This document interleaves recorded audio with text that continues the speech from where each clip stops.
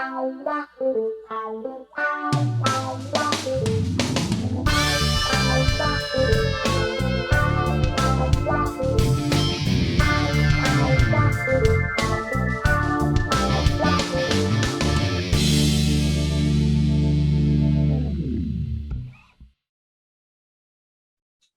everybody, and welcome to another edition of Living on Music. I'm Steve Hauk, and boy, this is one very special edition of Living on Music as far as somebody who has had a wonderful influence on local musicians, on local venues, on local performances of incredible stature in this area, and is also just beloved and respected in so many ways, and is growing her own musical career as we speak. Gina Cocco joins me on Living on Music, and she joins me from where she now is the general manager in her kind of day job as a general manager of Hank Dietle's Tavern. And wow, what a legendary place. Having lived in this area for over 26 years and working in Washington, D.C. and television on Wisconsin Avenue on both Channel 9 and Channel 5, and also working on Nebraska on Channel 4, and then coming back up to Maryland home sometimes and going to Hank Dietle's was a treat. It was a wonderful little venue that people revered and had a terrible tragedy of fire. I watched the amazing Mark Seagraves in his piece as I was researching for this episode with Gina, and his piece when he walked into Dietle's right after the fire. And it was, I can't imagine the devastation to the owners and the people that were involved. Well, guess what? Hank Dietle's Tavern has resurrected. And if you are on social media at all, or even local press, things like that, Mark is heavily involved in so much, let alone the re-evolution of Hank Dietle's. But you see how this place is resurrecting, is revamping, is rebooting, and you can see it in the clips of bands playing. You can see it in other ways. It is just a wonderful thing to witness. I hope to get up there to possibly even play maybe over the next few months with a duo or something. But it is so wonderful to see Hank Dietle's Tavern come back, and it is so wonderful to see my friend Gina Cocco as such a big part of Dietle's resurrection, and as the general manager now. And also, we go a little far back. I sang at the David Bowie tribute for Bandhouse Gigs, something she's been heavily involved in with Ron Neumeier and Chuck Sullivan and Dave and Danny and the crew. And they basically, have Gina as part of the staple of their organization. And she has also, of course, become a percussionist in those bands and is growing her own musical career too, playing with such local staples as David Kitchen and Bobby Thompson, and just incredible people across the board, Tony Danakis. But what a great time to be able to talk to Gina right now when things are going so well for her in her musical world. She is again helping Hank Dietle's Tavern come back, and also as Bandhouse returns after the pandemic, I'm sure Gina will be a staple of those events as well. We've got a wonderful ride with this absolutely marvelous lady. Ladies and gentlemen, please welcome to Living on Music, Gina Cocco. Gina Cocco, welcome to Living on Music, my dear. Hey, Steve. Hey, how are you? It's great to see you. Again, as you and I have talked pre-show, to see the faces of people that you've missed, that you've known in the musical world. You and I, as I was saying, we saw each other probably the last time at Wolf Trap, which is probably in 2019 or something. I don't remember even when it was, what show it was, but It's so great to see your face. And what an amazing ride you have had, even during the last 2 years, with where you're sitting right now, which is at the one and only Hank Dietle's Tavern. Behind you and around you, I worked in television in Washington for 25 years, and just down in Wisconsin, and would always come up sometimes home up Rockville Pike, and had stopped many times at Hank Dietle's. So amazing to have you as a part of that. We'll talk about that in a second, but I just wanted to tell people where you were, because it is wonderful having you there. How have you been the last 2 years dealing with this as a musician, as a You have your own business. You have so many things. We were talking before. You have too many things, like so many of us do. How have you been dealing with the last 2 years, Gina? I have to say that the whole idea of being kind of like locked down in your house, I was okay with that. Yeah, I you're did not great. alone, right? I was just fine with that. So I spent time at home. I have my my little promo business, Yeah, and oddly, when everything shut down, that kind of boomed a little because people were buying things online. They were trying to do things electronically, and they weren't going out anywhere, and they had time to focus. right. So I had a little bit of a spike in my home business, so that helped. And I had my two dogs, and I was okay, really. So Right. I've been okay. I'm lucky. I stayed healthy. My family stayed healthy. Good.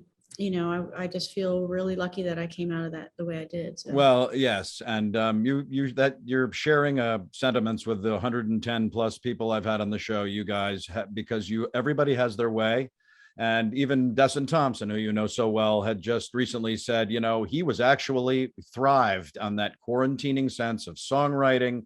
yep. He's a novelist, and all these other things. You're sitting in one of the most revered local venues in this region, and it had been even before its disastrous situation in the fire years ago. But you have become a staple of that place. Did you ever expect that? I knew you've been involved in restaurant, bar, music, kind of venue worlds. How did you get involved there? And what has it brought to your heart to be able to, because I see it on social media now, and I just love the posts, and the place is shining.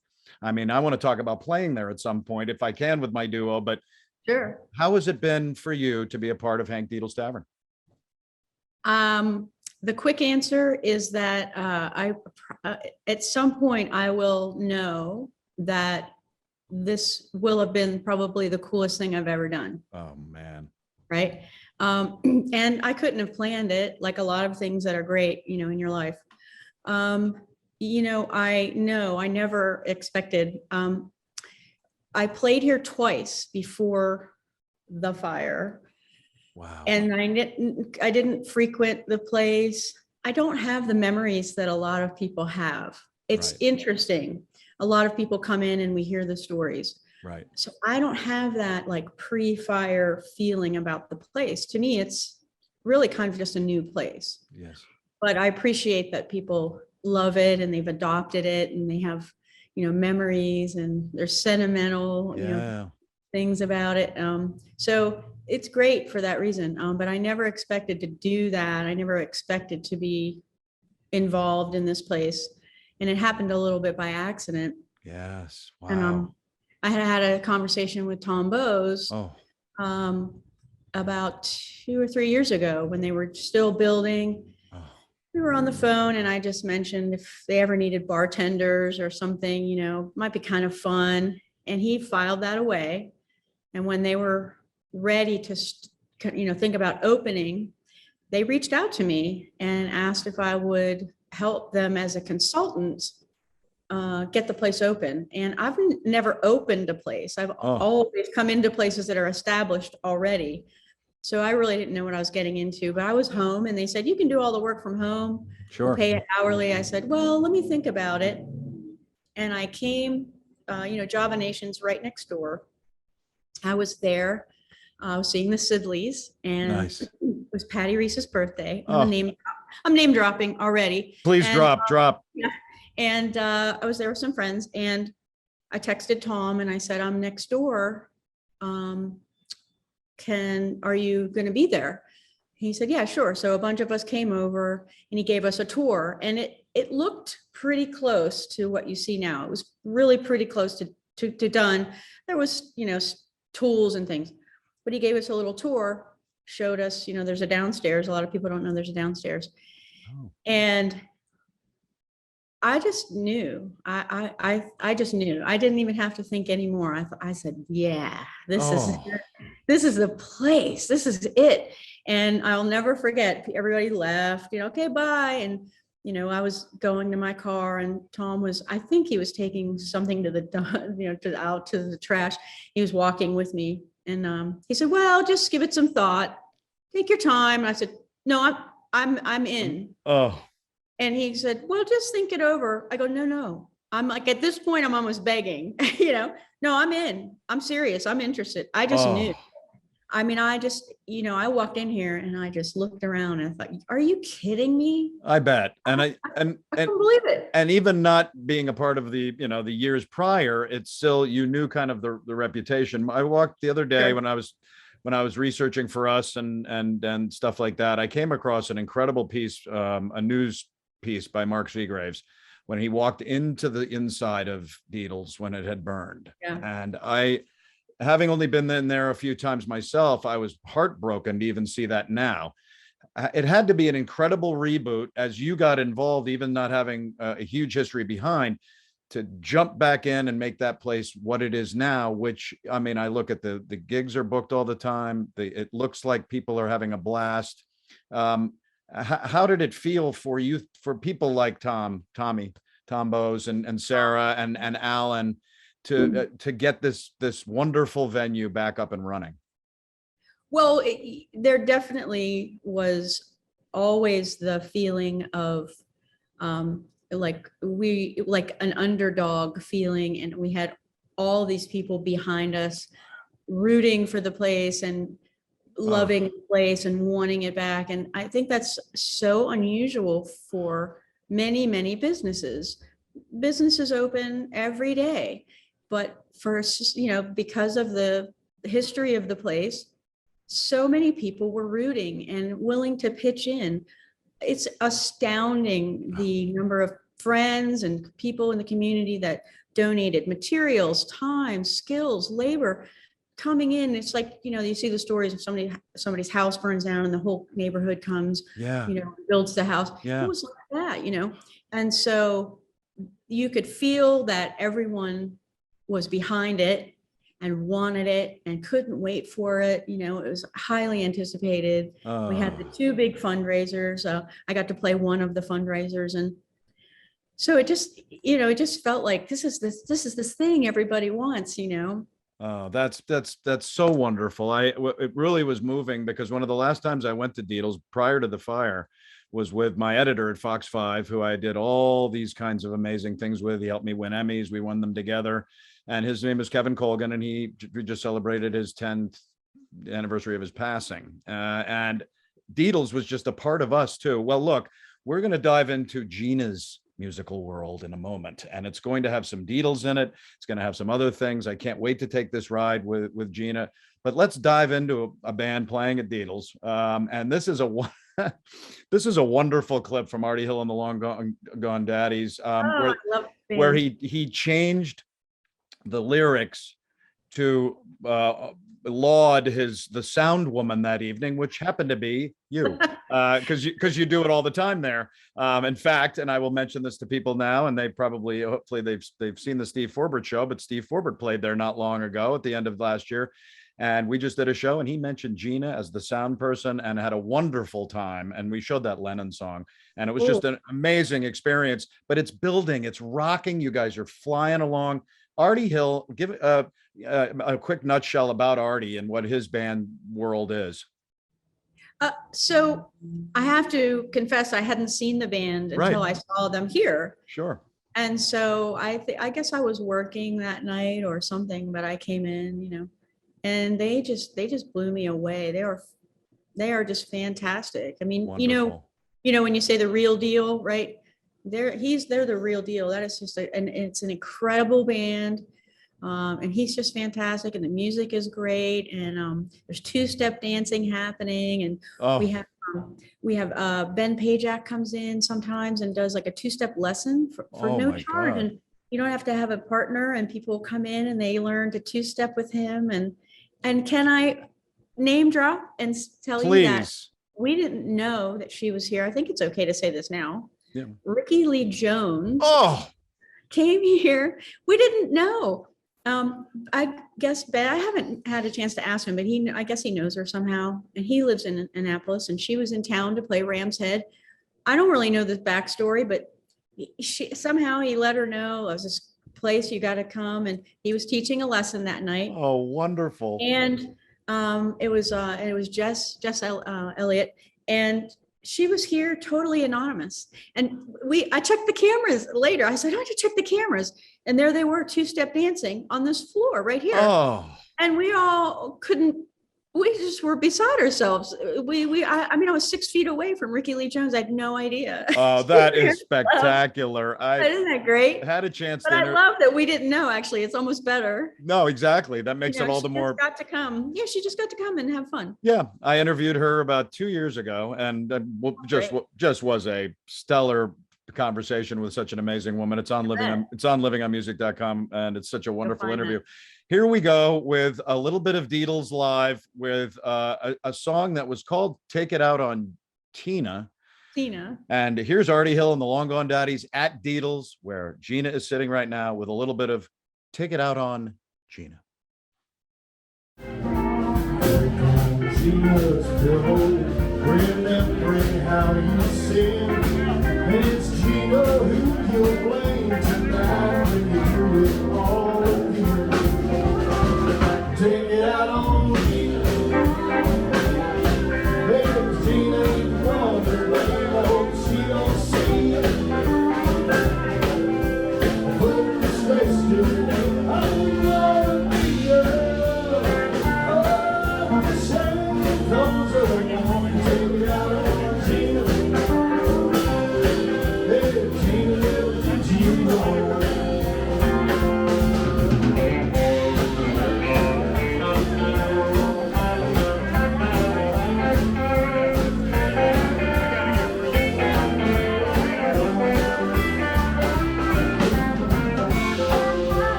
Yeah, Art. Nice how Artie would alter that lyric for you. Did you know that was coming? No, he's a sweetheart, and I mean, I can't tell you how that feels, when the band that you're just like really enjoying, all of a sudden they're like saying your name over and over in a song that's not supposed to be there. Right.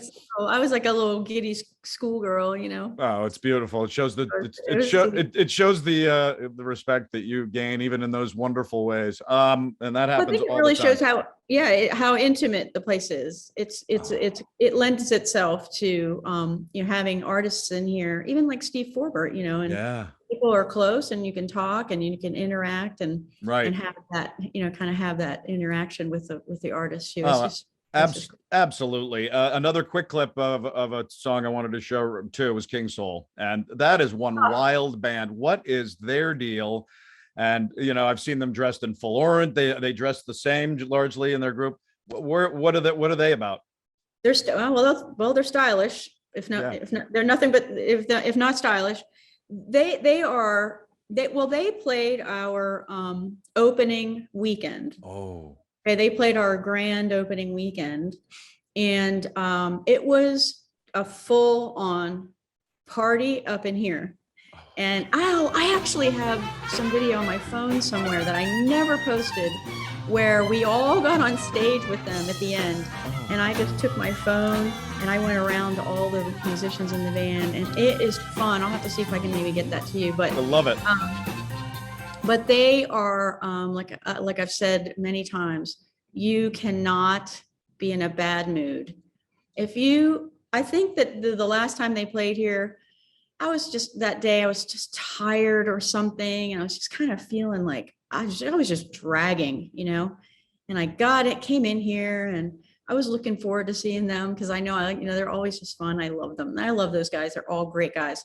And that band starts out, and as soon as they fire it up, your mood changes. You cannot stay in a bad mood. You just can't do it. Oh, that's fantastic. And the song that I think I sent you is, or that maybe we're going to see is just an exceptionally fun song. We have better video that Alan takes. Alan does professional video for us. All the really good video and the good photos you see on our Facebook page, that's Alan Cressy. The ones that look like they were on a phone, that's me. But this is from my phone, but I picked it because this song is just one of my favorites. When they go into it, I just, it's so Yeah. great. Yeah, these guys do bring your heart a dancing, and I've been watching it for the last day or so, and it is fantastic. Here we go. He doesn't mess around, boy. He's No, he is an entertainer. not at all. He doesn't mess around at all. From the general manager of Dietle's, we still remain in the Dietle's mode, and here's a little bit from Hank Dietle's Tavern, a little bit of King Soul.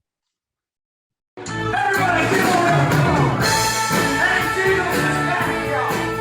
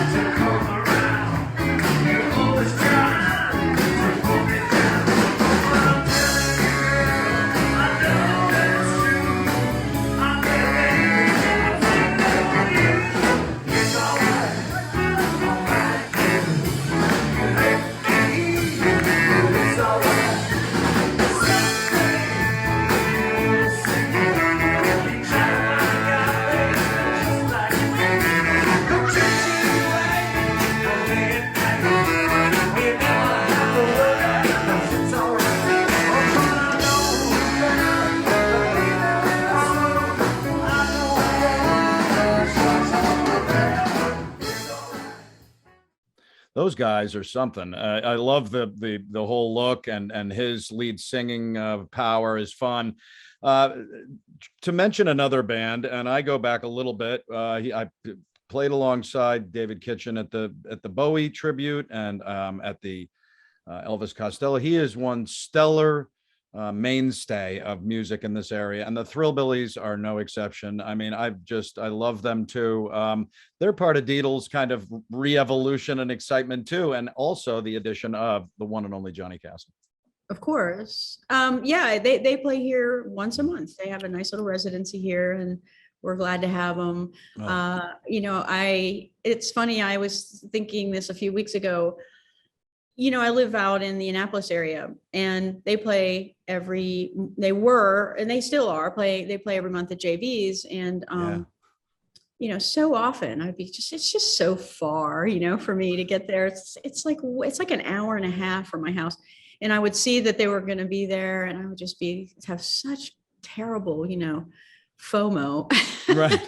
I wish I could go. It's just so far, if the weather's bad, whatever. And I missed seeing them so often, and now here they are, and I get to sit there and watch, and and it's just, I don't know, it's a really, really, it's a nice little situation I got going on here. Oh yeah, you think? Yeah. Well, we haven't even hit it all your situation in life, but having Dietle's and having friends play and guys like David is absolutely fabulous. Yeah, it's the best.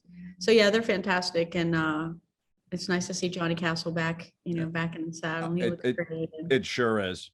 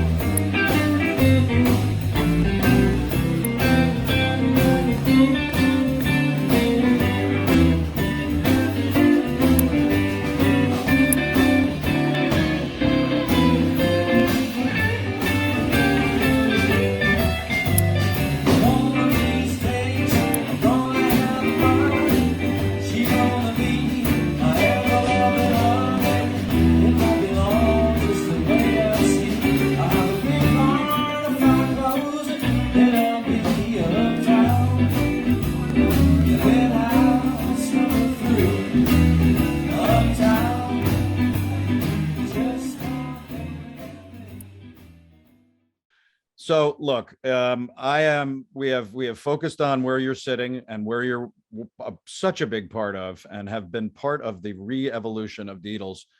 But I'm time to talk about Gina. And I've wanted to do this since I launched the show because I've known of you and your reputation. And we'll talk about Bandhouse, which is a staple of your musical life. And just every almost 90% of the guests I've had on Living on Music have been a part of Ronnie and Chuck and the group and all the amazing parts of that. Right now, you have some things churning. We talked a little bit about it musically before we get into a little bit of your past and how the evolution happened. Things are churning for Gina Cocco right now. $40 Fine is rocking along. That has been a staple for you for the last, I guess, what, 5 or 6 years. They were around for about, I guess, 12 or 13 years prior. But Sure. I've seen so many clips of you. I've seen you guys live. It must be so wonderful to continue that. Absolutely. They were my first real gigging band as a bass player. Yeah. And so they're like family to me, that band's like family. So we just, we still have fun and we're still, trying to come up with some new material and starting to write a little bit. Yeah. You have played very recently. I mean, Ram's Head ain't no thing to snuff at. What an amazing venue. I've loved it so much. I think Kenny Wayne Shepherd was the last guy I saw play there. It must, I know for you as a musician who, again, when we'll talk a little bit about your evolution, where it kind of went along and then stopped for a little while, and then you kicked it into this massive gear over the last, what, 8-10 years, 5, it's really taken off. But you have really been able to sail, and you guys are you were playing the occasional nature of the Annapolis Musicians Fund for Musicians. You live in Annapolis, so it must be wonderful to be there right now. But every year at Ram's Head you do that. You've had some amazing recent runs. How has that been an experience to do that?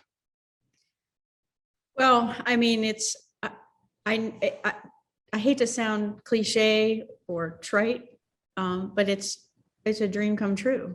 I mean, what can I say? Yeah. I spent a lot of years kind of on the periphery, Yeah. Sort of on the sidelines, so to speak. Right. I got a very, very nice, I guess I can say this. I got a nice message once, just kind of out of the blue. Totally unsolicited is what I mean, from Holly Montgomery. Wow. And who, she's fantastic. And she just felt the need to send me a really sweet, supportive note. And she said, you were on the sidelines and now you're in it. You jumped in it and, and it just meant the world to me. But that's how I feel. I felt that way for many, many years. Like I played sports as a kid and I never wanted to sit on the bench, right? Nobody wants to sit on the bench, but right. I feel like I've been on the bench for a long time musically. Yes. But I have to say, Bandhouse, probably most of the good things that are happening to me musically have all stemmed from Bandhouse. Yes. From just getting involved in Bandhouse with, Chuck and Ronnie and Dave and Danny and Greg, Totally. and all the people, the whole team, and getting to know, just, 2 shows a year for 13 years or whatever, however long it was, until I started playing, just watching, wishing I could do it, and not having any clue that I would start playing bass. And then starting to, Chuck started to let me play some percussion. And there was a time when I looked at Paul Bashada and said, if they ever just let me shake an egg in one of these shows, I would be so happy. That's where I was, that's where my mind was. Just if I could just shake an egg. And I wouldn't even go on the show in the beginning when I was a wrangler and I was a volunteer, just totally backstage, behind the scenes. Right. We would do the finale and Ronnie would say, tell everybody, he'd look at me and go, get everybody out here for the finale. I wouldn't go out there unless Ronnie asked me. I just wouldn't do it because I felt like I wasn't in the show. I'm not supposed to be in the finale. Right. It's kind of a different thing now. Everybody goes out. It's fine. But yeah, they do. That was just my where my head was. I was like, I'm not in the show. And so, it's incredible. I kind of feel like maybe I'm trying to make up for lost time. Well, your I kind of- bandhouse gigs involvement, because I didn't really know you until I sang in the Bowie show. Yeah, And that was great. your presence was spectacular already. I could tell that you were a part of it, not only from a organizational standpoint, but from a musical standpoint. And that's why that has always been part of what I have thought about you, is that not only do you have all of these kind of wonderful organizational parts of you, but the music is a center, and that is what is wonderful. $40 fine has traditionally opened. The very first time that show was done, it was a Bandhouse show. Right. Okay. This is the only time this has ever happened where there's been crossover from Bandhouse to to Newmeyer Flyer. Right. It's always been separate shows, never repeat. Ronnie repeats his shows. Bandhouse never does. Yeah. So we had done a tribute to the Last Waltz. We actually did it at the Hamilton, and they did the whole thing with the turkey dinner and the Yeah. jar. I remember that. Ronnie was So we talking did. about it. And when I first joined $40 Fine, Paul Picciotto was just leaving the band, and he had said, I'm gonna leave the band. I'd like to play that one more time. Which was fine, because I was nowhere near ready for that kind of gig, because I was so green. Right. So it worked out great. But I joined the band, and I was in the band, and then he played that gig. So it was a year. I had a year to get my feet wet, and then be on the Hamilton stage, right? Yeah. Which was good. But ever since it was a Bandhouse show, $40 Fine has always played like the first 5 or 6 songs, just a tradition. So we always open the show, which is really cool. Spectacular. Well, a couple of years ago, Johnny Swampanato has some connections down here with Ruthie and Beth Harrison and those guys, and they had done a show. They brought them down. They brought the Spampanato brothers down to do a show with Bill Starks. Yeah. CD release, I think, or something. And I was there, like working the freaking merch table out in the lobby, and I never got to meet them, or I don't know, whatever. It's just funny how I was in the same building and never met them, and then like jumped a couple of years later, I'm like in a Playing, show with, right. the show with Johnny, and so he comes down to do the show with us at the Hamilton. So that's how I met him. That's how I became friends, and then I helped him. I did his new band's website. I did the Spampanato brothers needed a new website because their other one was like defunct. I want to play the little clip that just happened recently at Ram's Head, which again, for Gina and anybody, is a wild experience to be able to play there. It was a Van Morrison tribute. Was that a number of different bands that played that? So the way the shows work, they're actually called In the Vein of whatever the artist is. Okay. So right before the pandemic, we were set to do a In the Vein of Van Morrison. Wow. And it's kind of a cool concept. It's all Annapolis area, pretty much, artists. Everyone's welcome to do it, but it's usually just Annapolis area. And you do one cover of the artist, and then you're to write an original in the vein of. Ooh. Cool, right? And so I had been in a bunch of shows as an accessory kind of support person, in the ensemble. Mm-hmm. And as a matter of fact, we did a Rolling Stones tribute, and I used to sit in and play drums with some friends, some Annapolis friends, Brian Goddard, my friends PJ and Neil, and somehow we put a female band together, and somehow I was the drummer. And one night I find myself behind the drum kit on Ram's Head stage in front of a sold out audience. And I'm thinking, are you out of your mind? What are you doing here? Get off the stage. But it was a blast. And so then, jump forward, I find, they were doing a Pretenders tribute, actually, Yes. which is my jam. And I said, can I do this? Can I bring a band into the show? And so they said, of course. And I put a little band together, and it was Antoine Sanfuentes and Mike Alt, who I couldn't believe those guys wanted to play with me. And I brought Steve Hall from $40 Fine in, and my friend Neil played guitar, and we got up there and we did Kid and I had to write a song. So I wrote this song that I'm not really very happy with, to be honest, but it was kind of the first song I ever wrote and performed in front of people. And it was really well received. And I was on cloud 9 for like weeks. And I purposely wrote in like a call and response, and they jumped right on it. It was like, we're all in this together. And I said, I was introducing it while somebody was messing with their pedals behind me or whatever. And I said, I wrote this song and it's called We're All in This Together. And some guy like immediately went, yeah, in the front. And I thought, I think we're going to be okay, you know? And then we did it. And I said, when I say it, then you say it. And they jumped right on it. And I just thought, I can't even believe this is happening. Oh, that is spectacular. So that was great. And then I'm literally, as I was walking off the stage for that, I was thinking, I'm definitely writing a song for the next show. So I went home and I started writing the Van Morrison, song original, because that was so great. It just inspired me. So I had that song written, and then we had to sit on it for the pandemic. Everything closed down. Right. And then we finally did get to do it in March 14, which was almost like to the day, 2 years from when it was supposed to happen, and everything, closed down. And so wow. I got to go on and do that song finally that I had been waiting to try out. And it was just great. It's a great audience because they know that the idea is to raise money for musicians in need. That's what AM/FM does. Yes. And they gave away, I want to say, well over $100,000 during the pandemic to musicians. Fantastic. To help them. So it's a fantastic thing what they do. And yes, they're a true nonprofit. Well, was that song that you wrote, was that Kiss Me in the Moonlight? Was that the Yeah. one we're talking about? Yes. Well, look, what we're going to do now is we're going to play that.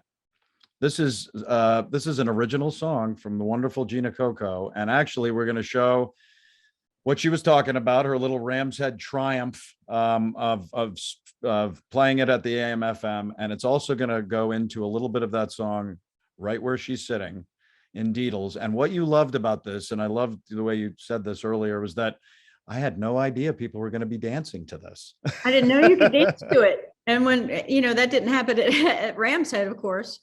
But when we played it for the first time here at Dietle's, and that was St. Patrick's Day. So that was like 3 days after we did it. We did it on 4 days. We did it on a Monday at Ram's Head, and then we did it here on a Thursday. And we go into the song, and immediately the dance floor fills up. And I just couldn't believe it. And it just was such a great, and I say this a lot it's one of my little banter things. You have your little lines that you say at your gigs. Sure.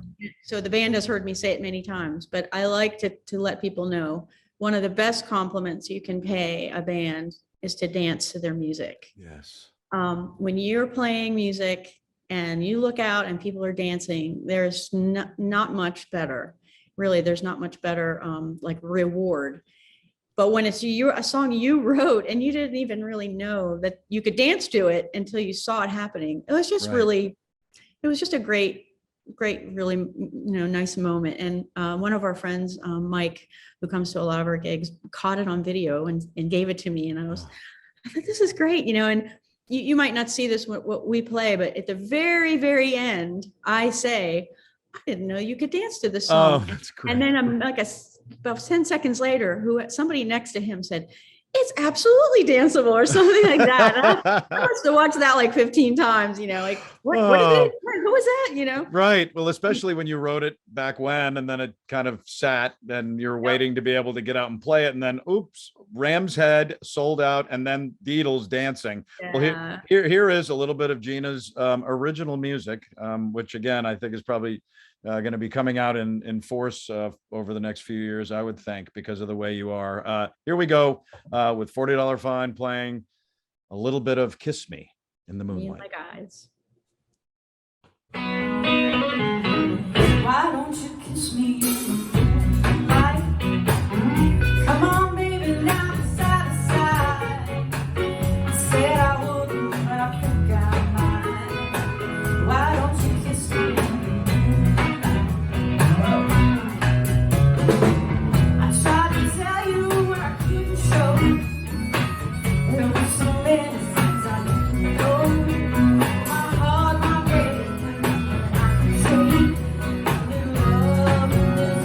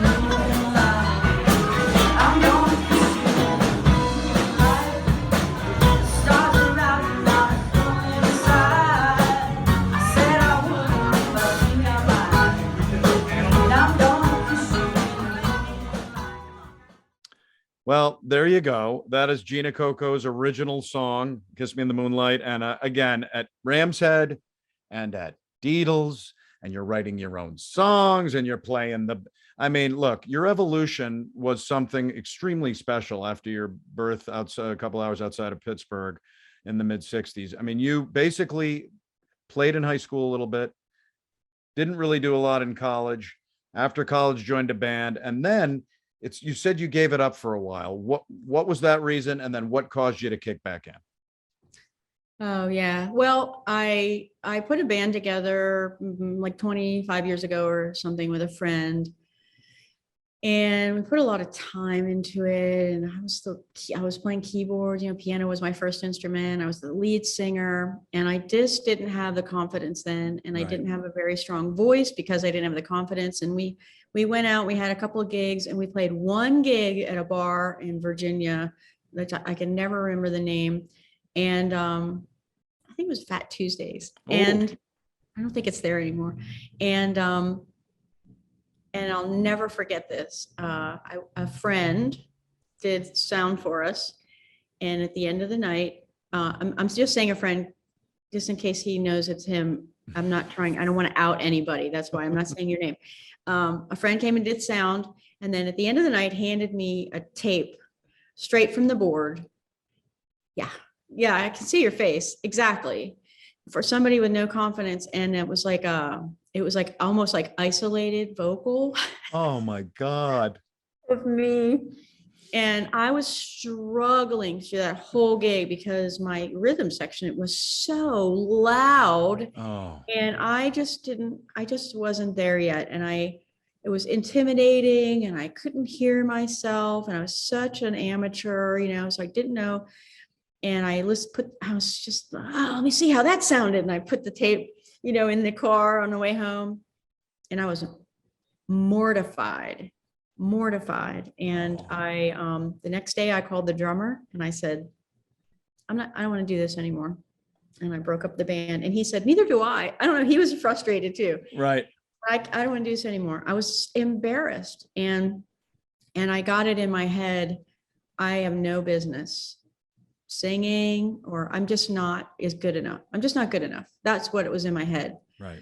I just put it aside, and I thought, well, there it is, And then I got involved in Bandhouse. I have to say, it keeps coming back to Bandhouse. I got involved. I kind of begged my way in. That's how I got into the band in high school. My friends were in a band, and I said, it was like, 1982, 81. And I said, you need a keyboard player. They were like, no, we don't. And I said, yeah, you need a keyboard player. It was the 80s. You have to have a keyboard player. Right. And I bugged them. I just kept bugging them. Come on, you got to have a keyboard. And they gave in. They said, all right, fine, you can join the band. It was one of the best things I ever done in my life. Oh, So there I was, I'm a keyboard player, whatever.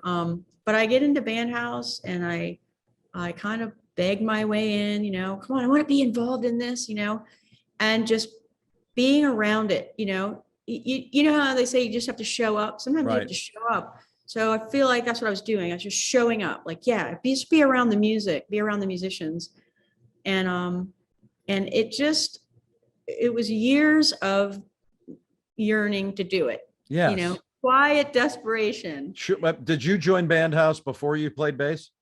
Oh yeah. That is fantastic. Oh yeah. Well, years and years before. And that must have, that's what I thought. And that must have prompted your interest in playing that particular Yeah. instrument, or what did vault you into playing bass?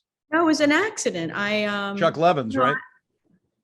Chuck Levins. Yeah. I went to Chuck Levins. I took my electric guitar that I was sure that I was supposed to learn how to play guitar if I was going to play music.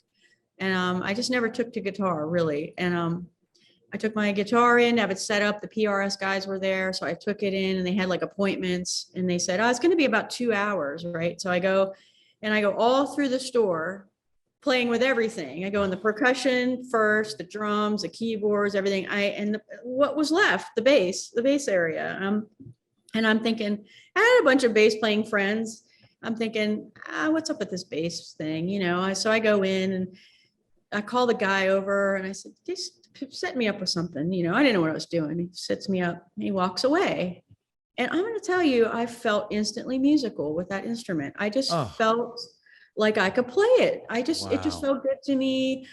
I love rhythm, Right. right? So it makes sense to me now.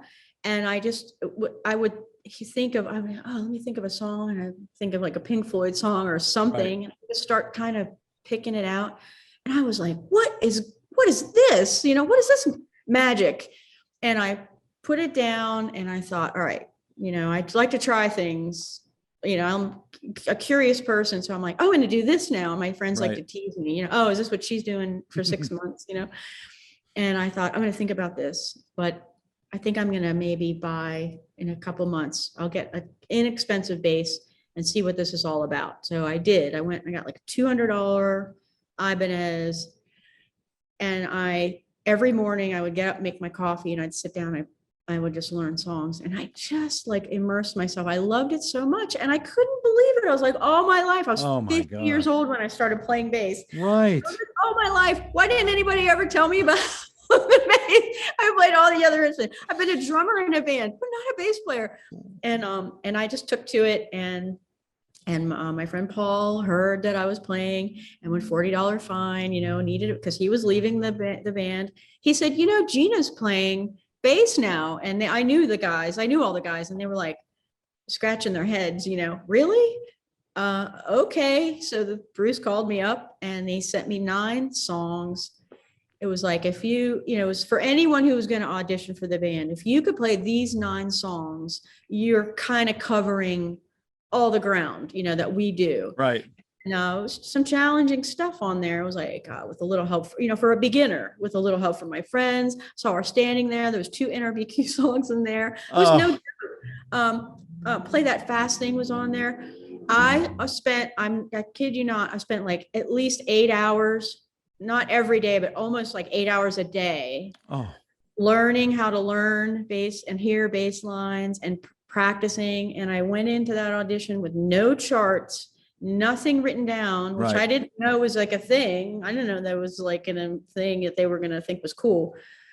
And I knew my stuff. And they were like, you did your homework. And I felt great about it when I left. I just thought, if I don't get this gig, it's not because I didn't work for it. Right. I'm going to tell you something. I don't always work for things. I can be lazy. And when I got the gig, I was so proud. I never worked so hard for anything in my life. I wanted it, and I worked and I got it. And that was just the start of, you know, I was like, I'm actually, you know, this is like 15-year-old kids do this, you know. Right. I was, you know, a grown ass woman, 50 years old. I was like, I'm a bass player in a band. I can't believe it, you know. Oh no, My second gig with them was at JV's. Like, we played this place called Perry's in Odenton, and the next night we were at JV's, and I was like, I've arrived. Right. Hi Lorraine, I'm here now. Yeah. Oh man, I was so psyched. Well, you know, that is, I got to tell you, Gina, you know, again, I didn't start singing till I was 46 years old. I always thought I might want to do it. I did it at my 30th birthday surprise party. I sang Can't You See? And people were like, wow, you're great. And I'm like, I'm not ready to do that. So I started my music at 46. You started yours at 50. It shows that if you have that in your soul, and it comes out and you get the opportunity to have it given to you, it could excel. And it sounds like not only is $40 fine churning along, is your reputation churning along in so many ways to me, but lately and coming up, you have some things that sound pretty exciting. And they have to do with people like one guest on my show twice, Bobby Thompson, who is one of the most staple musicians in this region. Tony Danakis, you've got David Kitchen and you playing some music together. I mean, okay, you had $40 fine, which is just a phenomenal staple. And then look at Gina. Like, yeah, I mean, you must be living the dream. It's a dream come true. It is. I mean, I'm playing with people that I've been watching for years and looking up to and respecting, and never, ever thinking that I would be, have an opportunity to play alongside them. Right. And so it just makes me very, very happy. Well, your So- ability and level of playing. I mean, it's always nice to have a beautiful woman in your band, but that is not why they have you there. They have you there because you play bass and you play it well, and you've got a presence.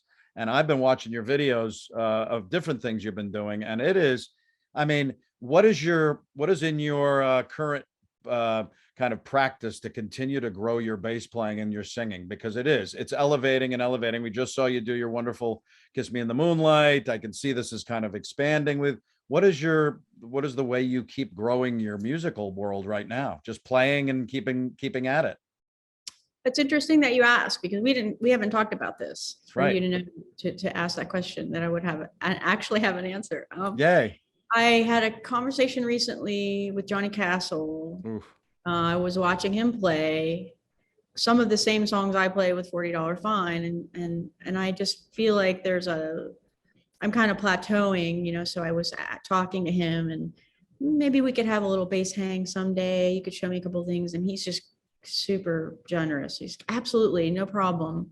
And he asked if I play upright bass at all. And I said, no, but it's funny that you ask, because like the night before, Scott Jambuso was here with Bill Baker, and he has an upright bass. It's it's not the full size. It's like a stick, they call it Yeah. a stick. And I've never had any interest, but I went up to look at it. He said, here, play it for a second. And I was completely intimidated. And I started kind of playing around on it, and I really liked it. I thought it was really cool, and it sounded neat and it felt cool. And I said, yeah, he had a bass. I can't quite think of the name. And I was trying to think of it. And Johnny goes, yeah, I'm thinking about selling my upright bass. It's a Clevenger. And I go, that's it. It's a Clevenger. That's exactly the bass I had been looking at and thinking, maybe this is my next instrument. He said, well, I'll tell you, Johnny said, if you learn how to play upright bass, it'll really help. You'll really know your way around a jazz bass. It'll help your game. And so he said, I'm thinking about selling mine. So we talked about it. I said, let me know. He decided to sell it. Turns out it was previous to Johnny owning it. It was owned by Wade Matthews, who is highly revered bass player that passed away maybe 20 years ago or so. Right. And when he said, oh yeah, I got this Clevenger. It was owned by Wade Matthews. And I was like, you have Wade Matthews? Oh my God. I said, are you going to sell that to me? so I did buy it, and I have it now. And so now it's mine, and it's got to have a lot of good mojo. And I'm actually getting together with Johnny a couple times to see, he's going to show me around on the he's showing me on his double bass, on this huge double bass, which is just a completely different animal. But I think that's what I need. I need something to kind of push me to that next level. So that's what I'm kind of working on now. So you might see me showing up with an upright bass somewhere, which I never, ever thought I would do. Oh, spectacular. With Tony Denikas, some of his material really lends itself nicely to acoustic bass, Right. So, it just shows where things are going for you. I love to see this evolution. I love to see. And again, I've known you off and on for the last number of years, and I've known what you've been doing with Bandhouse and things like that. But to see your personal music kind of world continuing to evolve I can't wait to follow you more. I always do, but I'll follow you musically as well. This is a little clip, you guys, as we close out our amazing ride. From what we talked about a little while ago, $40 fine at the Ram's Head for the AM/FM event that Gina plays and these guys play.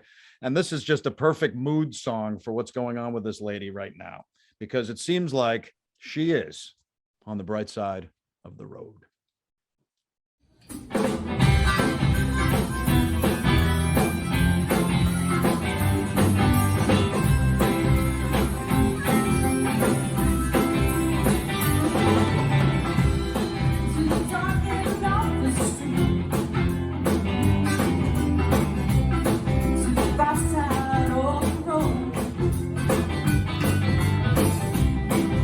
Darling, come along to the backside of the road.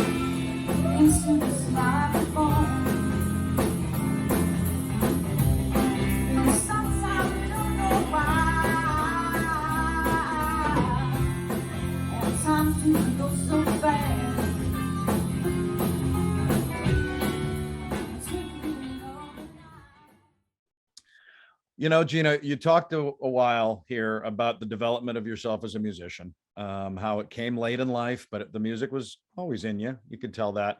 And to see that wonderful cover of that wonderful Van Morrison song, it is such a bright side of the road for you right now. You must feel really, really good about not only your musical development, you're a stellar part of Dietle's as they evolve back into the hemisphere of music and venue in Maryland. How are things feeling for you right now? It must feel really good to kind of soar along. Yeah, I'm so proud of where I work right now. It's an exciting time, and we have such a good team.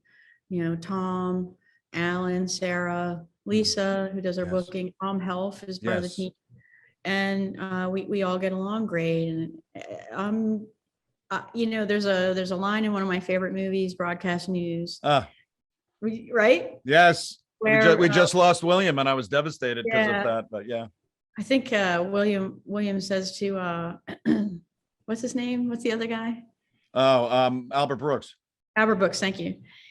They're on the balcony at the gala, and they're out and they have a private moment. And he looks at Albert and he goes, "What do you do when your real life exceeds your dreams?" Oh. Right? And Yeah. Albert goes, "Keep it to yourself." He's kind of mad at him because he's living the dream, and Albert's trying to live the dream, but he's not. But that's Right. I just feel like I almost hate to even talk about it because I have so many things going on that make me so happy. And I feel very lucky. I have fantastic friends, really, really nice. I mean, the music community here is just amazing. That's just what I was going to bring up Right? to close out, Yes. because for the last 110 guests and 2 years on Living on Music, I've interviewed people I've known a little bit, people I have never met and wanted to meet. And the community is absolutely spectacular. And it is Yes. something that it can completely lift you up as you are going. And I will tell you, Gina, that just knowing your reputation in this musical community that is so high, because of your involvement in Bandhouse, because of your own music now, because of the Dietles, because of all the other things you do, your reputation has always been shining to me. And that's not just blowing smoke because you're on the show. And that's why it's so wonderful to not only have you on, but also hear about this. I mean, I knew things were sailing along, but whoa, they sound like they're doing wonderful. I can't wait to hear how the development goes with some of these amazing people that you are going, oh my gosh, I'm playing with Bobby and Antonia. That's going to be exciting to hear. I want to keep in close touch with you and how things are going. I'd like to get up to Dietles and either play or pop in. We'd love to have- I'd love to do that. That would be such a thrill. But thank you so much for being on Living on Music, Gina. Thank you for having me. It's been an honor, really. I'm so sweet of you to ask me. Well, I look on your history of pictures, and about 30 or actually about 80 of my guests are in your photo albums. And I'm like, there she is with Patty, and there she is with Era. But it's wonderful to see you again. And we will keep in close touch, and stay well and keep soaring. Thanks, Steve. It was really great to talk to you. My pleasure. That is one spectacular lady to me. I always was very fond of her after meeting her again, being a part of the Bandhouse Gigs, David Bowie tribute a few years ago, and then the Elvis Costello. You could tell she was respected and revered and people loved her. She's a sweetheart, but she also has a mind and an incredible musical talent. And that is coming to bear. The ability to come through and help Hank Dietles get back on track, and also building her own musical career with her, or not only playing with $40 Fine and some of this area's revered musicians, but also her own stuff.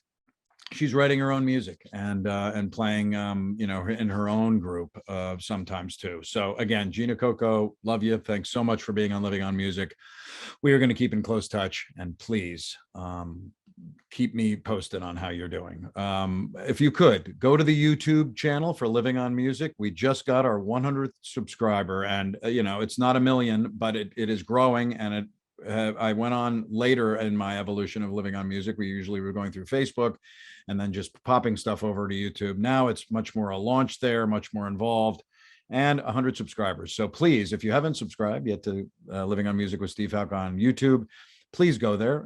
You won't get overly pinged. You'll get pinged on the episodes of Living on Music and maybe an occasional other thing, but not a lot. And it is wonderful to have you as part of that Living on Music Nation. Speaking of that, Living on Music on Facebook just got its 800th member, and that is a huge honor to have people engage with me. It is a great time. I mean, I post stuff all the time musically, obviously invites and teases for my shows, but also people are starting to post wonderful pictures, wonderful clips of their own music, of world famous musicians. They're posting polls and asking people about things.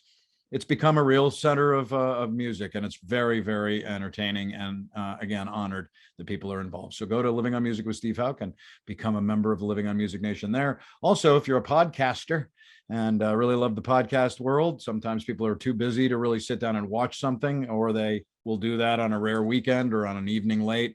But podcasts come into play a lot more. Well, Living on Music with Steve Houck is now a podcast and has been for a few weeks, and we're doing well. I've gotten some nice reviews.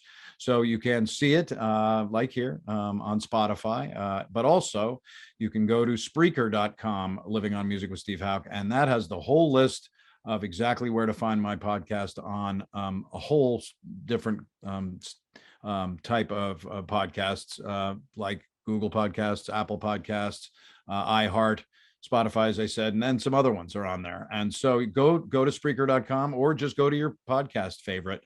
And again, type in Living on Music with Steve Houck, Houk, and hopefully you can find it. We've had some incredible guests on, and Gina is no exception. Over the last 110 guests and 2 years. And I recently celebrated, or will be celebrating in the next week or two, my 2-year anniversary on Living on Music with Scott Kurt, who is my dear friend and also a wonderful Americana country rocker from this region, and plays all over the place. Actually, he's playing in Boston soon, and writes in Nashville. So anyway, please go to the podcast if you wish, and become a part of Living on Music. We're still growing this thing. We started it in the pandemic to be able to engage musicians and give them something to do that was other than just sitting and playing by themselves, or just starting their virtual world. We were able to engage people, and I think they did become very appreciative of what we were doing. And now we're growing out of this thing slowly but surely, we hope, and it's just expanding. So please stay on Living on Music. You can also go to Zebra Press, Good News Zebra Press on Facebook, and also become a part of the Zebra Press Nation. And that's going to be some live things coming up in May. We've got a lot going on when it comes to this world I'm living in right now. So please stay well, stay healthy, stay happy, stay compassionate, and keep living on music.